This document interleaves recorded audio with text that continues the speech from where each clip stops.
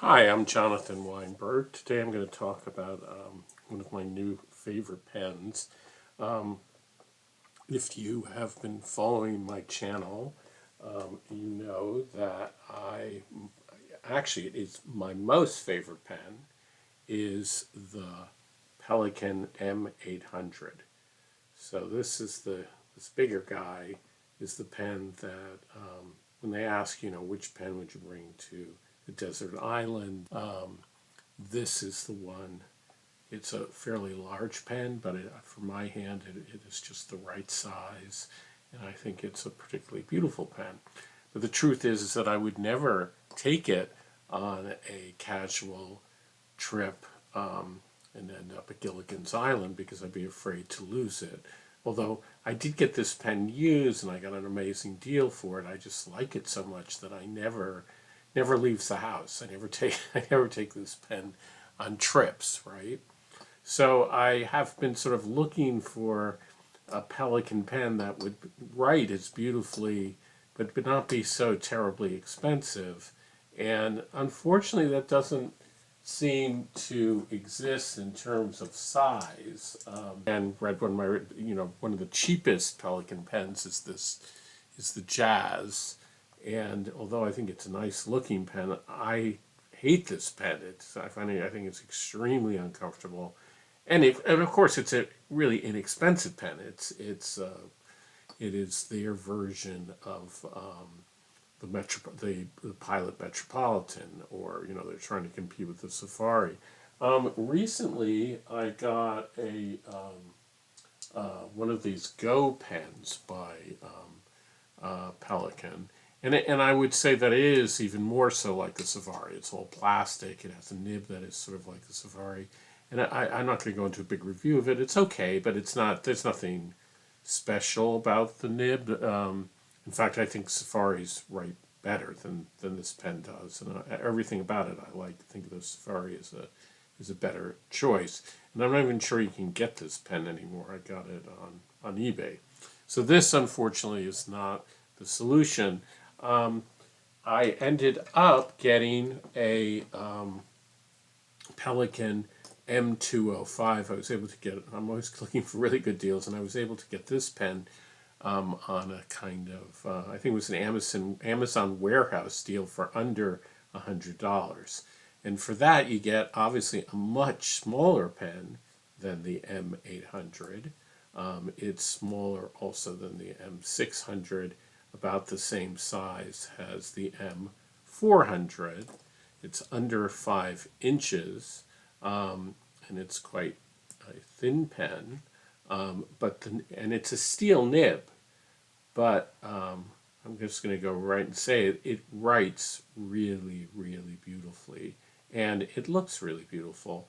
It weighs, believe it or not, under half of an ounce, so it's extremely light pen. That is because although it's piston fuller, the piston and everything is made out of plastic, while in the 800, as I understand, it's made out of, I think, brass or metal. So it's M800 is not just bigger, it is a heavier pen. This is an incredibly light pen. It is, in my mind, too small. It's not. It's really not my favorite size, but it writes so beautifully and so just glides along in such a lovely way that I don't mind. I think that I've come to really like it. It has this beautiful material, which is this sort of blue marble. I don't know if you can see it so well. And a small, I guess it's around like a number 5 nib. Like its bigger sibling, the nib screws out, so that makes it a little easier to clean. I like piston pens, but they have a disadvantage, which is that they usually are harder to clean. And if you can, that it turns out the Mont Blanc 149, you can't just simply screw out the nib. But in this case, you can, so that makes it a little easier to clean. You don't have to take apart the whole pen, which I'm not even sure how one does that. I think you'd have to go on YouTube and figure out how that could be done. It's not recommended, right? But it helps if you can unscrew the nib and clean it, that way, get water in that way, and also, of course, bring water through the pen by using the piston and eventually cleaning it out. I think a lot of people, when they have favorite piston pens, is they tend to keep the same color ink in the pen, which makes it a little easier. That's certainly the case that I tend to just have black ink in the M800. This, I think it's a little, I'm willing to risk other different colors in this pen. That's another really good thing about it. The pen comes in a really nice package. This is the outer box that comes in. It's nicely done because there's a little hole here that you can push this out, and then it's in this nice box presentation. And then classic thing about Pelikan pens today is that they come in this little sort of, I don't think it's actually made of leather, but it's pseudo leather envelope. And I've opened it before, so the ribbon was probably better done before, but anyway, and you pull it out, and there is the pen. It's beautiful as can be. Of course, the warranty and like a little catalog in different languages also comes with the pen. It's a piston filler, so it doesn't come with a cartridge or anything else, so that at least how I remember. And you can see immediately, it's hard to film it, but the beautiful translucency of this sort of marble-like resin is really, really pretty. They introduced the 205, which is a rhodium trim, right? This sort of silver color trim in the 2000s. Prior to that, and around the same size, is the first the M200, and then there was the M400 and the M600. The M600 is finally, no, not initially, but eventually they developed it so that it is in between the size of the M400 and the M800. This is confusing, but the big difference between the M400 and the M200 line, like so the 200 and the 205, is that the 200 and the 205 have steel nibs, and the M400, as I understand, I don't have one, has a gold nib. Now it's interesting that in the 70s, Pelikan had a pen that they didn't make themselves, but was made by another company for them, and it is the Pelikan 120. And you can see that the 120 and the 205 are close in size, right?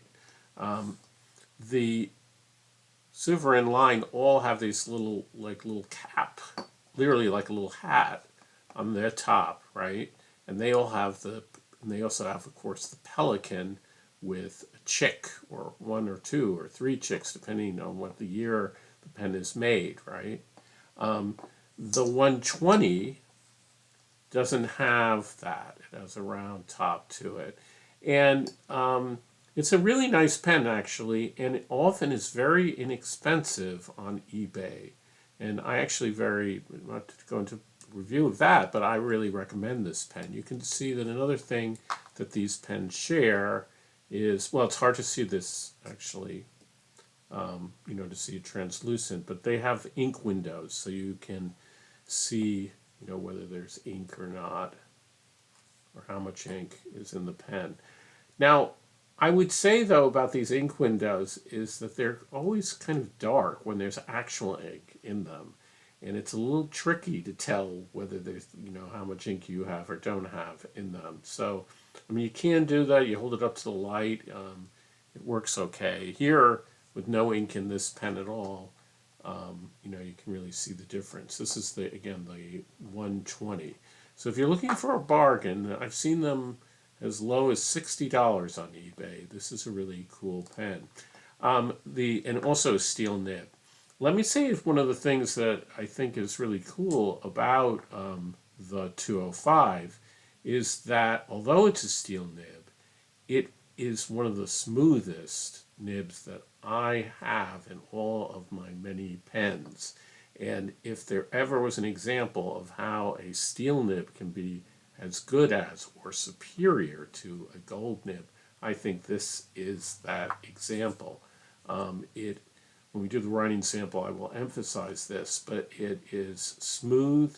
It also has a bit of bounce and even a bit of flex to it. That is also, even more so in some ways, not as smooth, but also flex in these 120 pens, Pelikan 120 pens.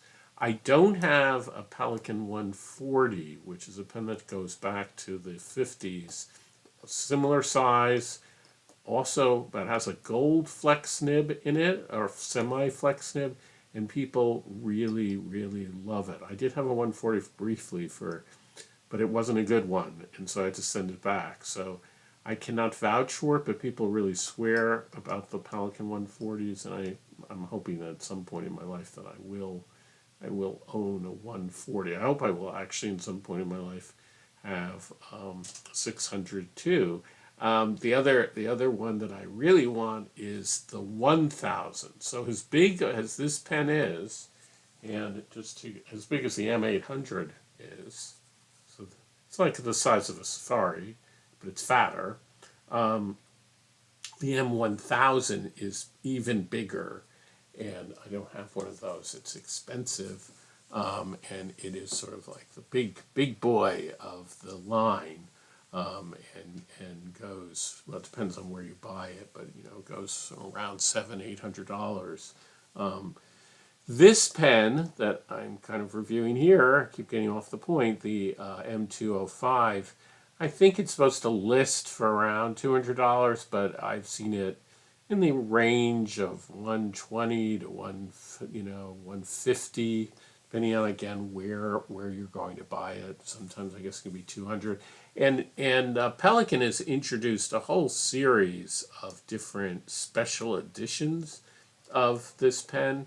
The M200 has the gold trim. The M205 has the rhodium trim, but there's also all kinds of different special editions, white and lavender and different. And I believe there's an edition in the 200 line that actually does have a gold. I don't know if they're making it now, but it does, where you can get it with a gold nib. So what else can I say? It really is a pen that has to be posted, I think, to write with, and it posts very, very well. I said it's a piston filler, so that's the other thing, meaning that you turn it on the back. It has ink in it, so I'm not going to do it. You turn that, and that's how you get the ink into the pen. So because the nibs can be screwed out, they are interchangeable. So you can, unlike companies like Pilot, you can buy Pelikan nibs, replacement nibs. So you could conceivably have two nibs, and you could go back and forth between them if you wanted to do that. Let's see how it looks when you post it. So you can see even when you post it, though, it's not such a small pen. And one of the things about Pelikan is that their pens go all the way back to 1929. Pelikan really developed the piston fill fountain pen. And in a way, they've been a very conservative company. They kind of make the same pen over and over again. And they have, their variations and changes in it. For the most part, pens until the 1950s were much smaller. And so we look at this pen and we say, oh, how come it's so small? But actually, it is truer to the earlier tradition of what fountain pens were. Not all, there were big fountain pens in the beginning of the 20th century, but your average fountain pen was going to be around the same size, 5 inches or a little lower. It was smaller than 5 inches and even smaller. So then, as we have gone along, like everything else in the world, with our cars, everything, our fountain pens have gotten bigger and bigger. This is, as I say, not just smaller; it's lighter. So as always, I am going to do a writing sample and show you how. Well, I don't know if you can show someone, but I will coo and go on and on about how beautifully it writes. And then I have done another one of my watercolors where I start out with the pen and then I color it in. If you enjoy this long conversation with myself about Pelikan, which is how you're supposed to pronounce it in the German pronunciation, please subscribe. Oh, one last thing, of course, that I forgot to mention, which is this is the coolest. One of the other cool things about Pelikan pens is the clip, which of course looks like Pelikan, and that is one of the cool things about many of their pens that they have this clip that reminds you of the Pelikan. And I also really enjoy their logo when it has the chick, so that's an advantage of the sovereign line over the 120, which doesn't have the little chicks on the top the way these later pens do. So I really like that aspect of the Pelikan tradition. So I really love their pens. So thank you, and I'll look for you again next time. So here we go.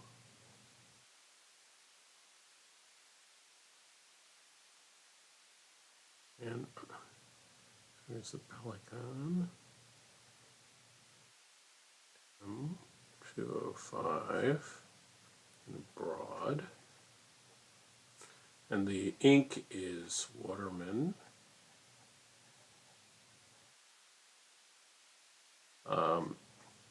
Absolute.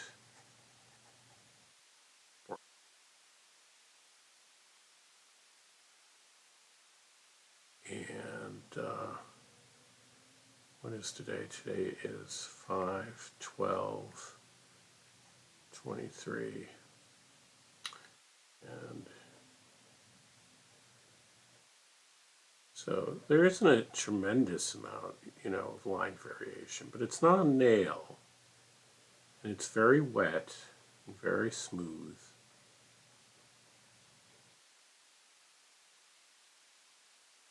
So actually, the one Pelikan 120 has more flex than this does.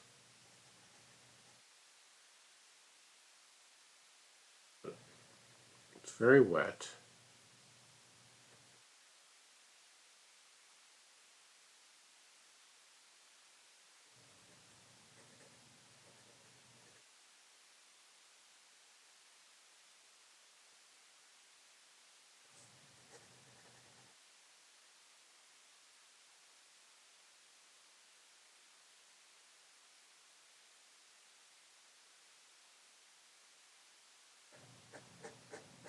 And although it's smooth, it does have feedback.